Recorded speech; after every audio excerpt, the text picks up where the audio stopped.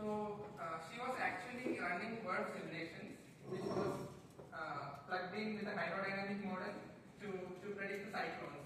And initially, the work using the numerical weather model was carried out for the Bay of Bengal, and later the simulations were done for the Arabian Sea, because recently the number of cyclones in the Arabian Sea has been increasing. Like there was Tokate in Virajpur in 2021 and 23. So now the question is like, what drives the increase in number of cyclones in the Arabian Sea?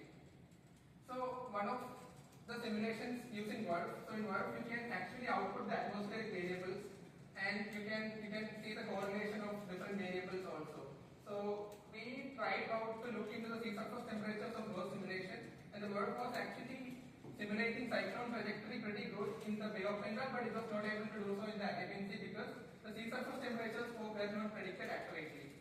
And now to highlight this, so this is a study by Yu et al, where in the right panel you can see the frequency of cyclones in the Bay of Bengal, and the number of cyclones, so the frequency is very high in the Bay of Bengal, and recently the number of cyclones have started increasing in the Arabian Sea too. And what happens in a cyclone is that when the sea gets warm, then that means because of anthropogenic emissions, then there is more temperature, and that means there is more moisture that the atmosphere can hold, and also there is more energy for the cyclone to travel. So in this study by Yu et al, it's the same study. They tried to find the correlation between the number of cyclones, so the frequency of cyclones, and also the sea surface temperature, which they took the variations of sea surface temperature at a monthly time scale.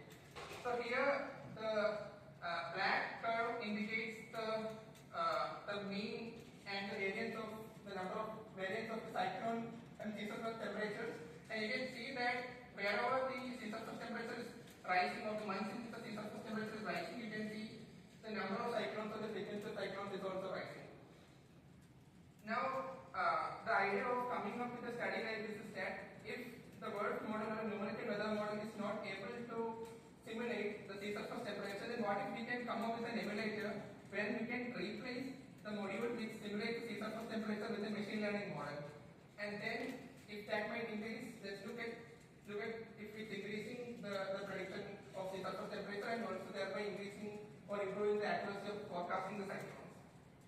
Yes, so for this study, we've taken a domain in the Arabian Sea, and we tried to model the sea surface temperature using a hybrid model.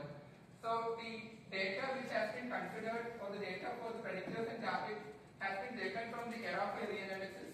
So it's a 0.25 degree resolution, and also the range of the longitudes are from 62 to 70, and the latitude ranges from 7.25 to 18.75 in the north, and total number of grid points is 504.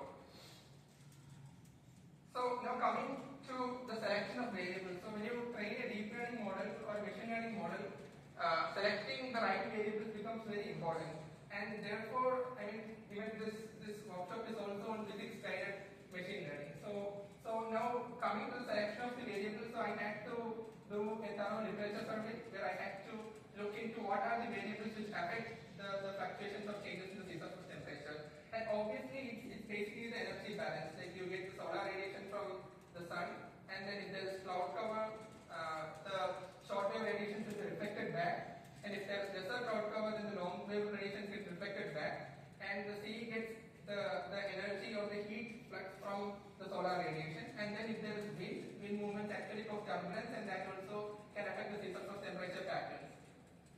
And then pressure is also very important, because in atmospheric sciences, geostrophy is always maintained, and the winds actually move from regions of high pressure to low pressure. So the pressure actually governs the divergence and convergence of wind, which also can affect the sea surface temperature.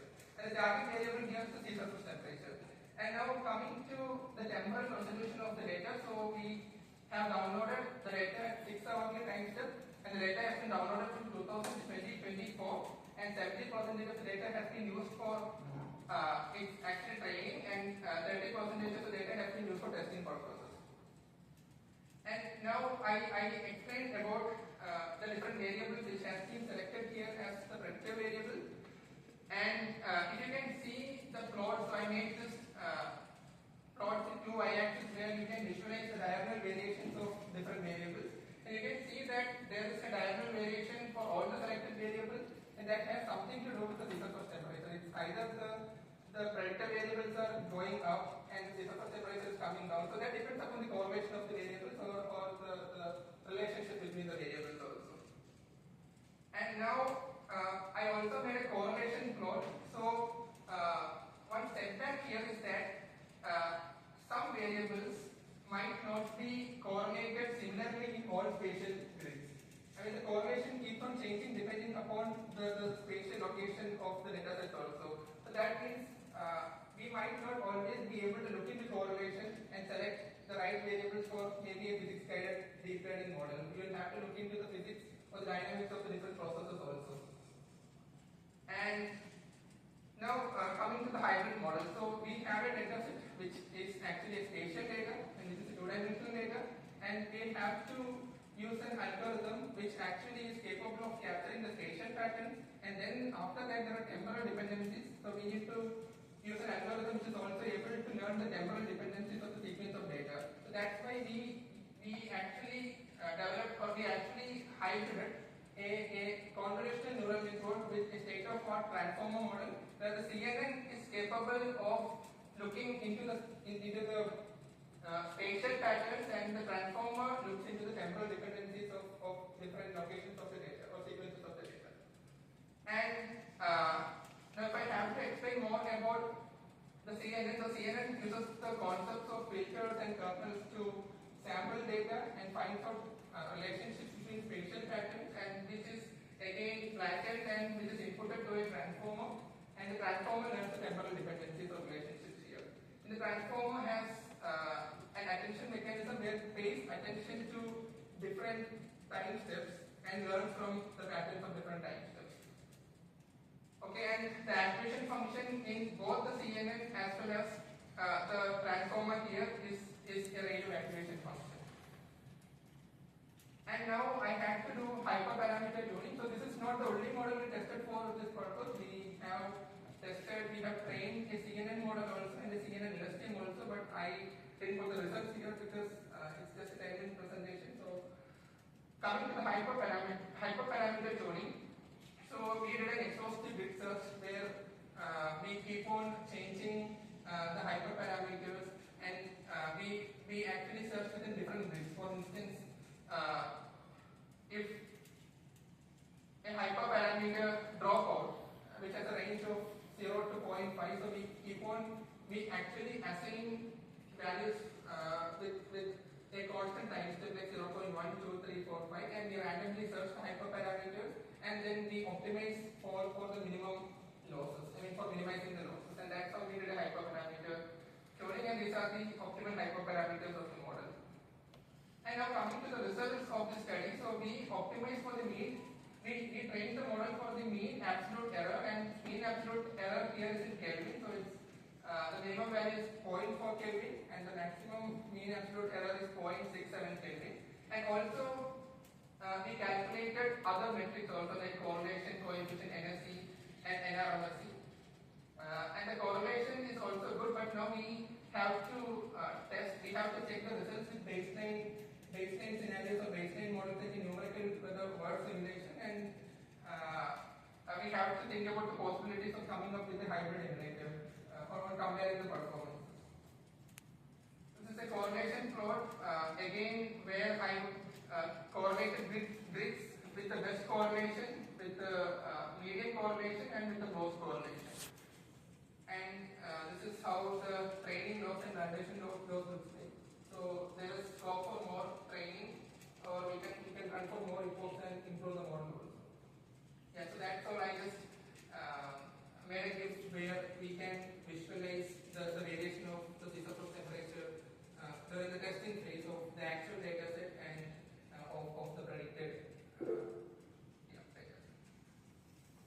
Yes, so that's all from my part. Thank you. Questions from the audience? Yes, sir, I have one question. Yeah, we will come to that. First, Nice presentation. Okay, go ahead. Yeah. Okay, sir, thank you. So I have one like very basic. Like, you have now like better predicted season temperature. Now how you are combining this again with the WRF? Like you said, only a part of WRF you are again proving. Now you again combine it with to predict further, like let's say the cyclone or anything. Yeah, so that's a good question. So our intent here is not to compare this with WRF per se. The intent here is to come up with an emulator that is able to replicate sea surface temperature prediction. I mean, if you are able to find the right variables and if you are able to predict the sea surface temperature, then that can be plugged into your WRF. For instance, the sea surface temperature predictions from this model can be inputted to a numerical other model like a WRF. It's not exactly, it need not exactly be a WRF. Got it, like it can be further utilized. Yes. I mean, the output of the model can be the input which can be fed to a numerical other model. But it's again an active area of research, and we need to, I mean, have more discussion. Like you are mainly focused on like improving this, Yes, not yes. combining with WRF. Yeah, you're right. Okay, thank you. Okay, so my question is, here you directly using the radiation, you explained that there's a reflectance and everything as well. So why not use both downwelling and upwelling radiation in the input? Why this? Okay. I mean, yeah, this question is very relevant because even now we all have confusion on how to select the right variable. So, yeah. I will emphasize more because exactly what I'm thinking is you need the correct energy balance terms to the input data. So I see two missing. One is both the components of radiation, downward and upward. And the third thing, why not take the surface temperature as an input as well? Because I understand the question from a physical point of view because if you consider the upwelling and downwelling and also temperature may be at different levels, that satisfies the energy balance. But one problem or bottleneck we'll face here is the lack of computational power. The more number of data you add, I mean, it becomes computationally exhaustive. And the second thing is maybe the deep learning model is not exactly trying to replicate the physics. And with the limited number of variables, it's able to understand some mathematical patterns, and that could be the reason why it's able to predict sea surface temperature. But again, if you think it from a scientific point of view, I mean, there is always scope in considering different variables and checking if the energy balance is being satisfied. I mean, there is more scope in coming up with physics from neural networks where you can modify the architecture of transformer to satisfy the energy balance, take the loss functions, maybe the discussions of all of this today. But the question is relevant and it's absolutely an active area of research here.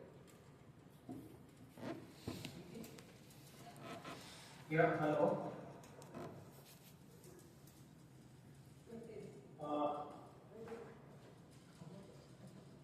Can I ask a question? I have one question regarding study area union. So you if there any specification, you can also get from that.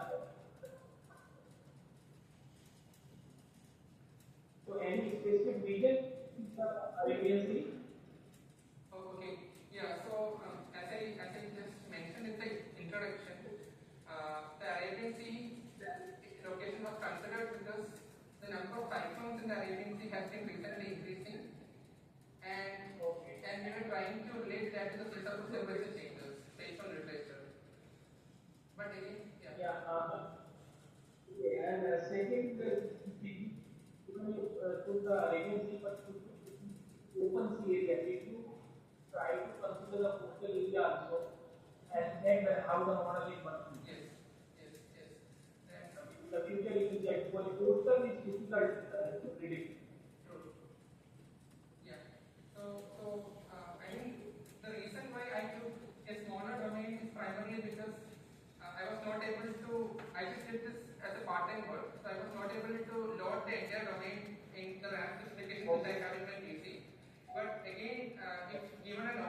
with greater computation facilities, we can mask the land areas and we can train the same model. And in that case, like as Saab suggested also, we might have to consider different variables also, because even upwelling and downwelling also becomes very relevant when you travel towards the coast. So that's actually that suggestion, and there are like further scopes. And also in the pre-tech info, you did not even consider the SST. You can even take SST and check whether it is SST can also be the predictor. Yeah, that's true. That's true. So So you check your model while SST, it is improving the performance or not. yes, that can be done. I mean, the SST, the target variable, can also be again used as an input predictor variable, so it improves the performance. Yeah. True. Yes. Yeah. Okay, thank you. Okay, thank you so much. So you spoke that architecture in the CNN transformer. So have you compared it with alternative architecture? Yes. So initially we were running I basically do some downcasting for the Mumbai, and then we did a work on using an LSTM for precipitation prediction. And then we thought, okay, there are spatial dependencies which are not considered in training an LSTM for a single grid, because of which we have to look at spatial patterns also, and also temporal patterns. So the same model was actually trained for a convolutional neural network, and then a convolutional LSTM also, and then for a transformer. So, but I didn't get a chance to compare the results, but the transformer convolutional network was actually performing better than the convolutional LSTM as well as the CNN. And also one more thing to mention here is the CNN transformer, because of the efficiency of transformer in understanding the temporal dependencies, the training time is also lesser, and the convergence of the transformer, the rate at which the transformer converges is also pretty fast compared to a CNN or a CNN and LSTM. Yes, so we did comparisons. Yeah. Not a question but a suggestion. In similar studies, there's one trick that can help you faster. Just worsen the resolution and you can explore a variety of options over there. And also inspect whether or not there are any artifacts in your prediction. So you show the correlation plot. Whenever we sometimes take a patch of data, you disconnected the system. So most often these outliers that you have in the correlation, they may be creating a box like in your prediction. So you can see that if you just pad some area and check the correlation, you will get a much cleaner correlation over there. And though your RMSEs and other metrics are low, do you still capture the maximum temperature and the minimum temperature zone? I mean, this is actually a trick which I also use very frequently, because when it's hard to train model and when you don't have much computation facility, so I do a binary interpolation, make the data, convert the data from a final to a process resolution, test the model, do the hyperparameter tuning, and then we come back to the final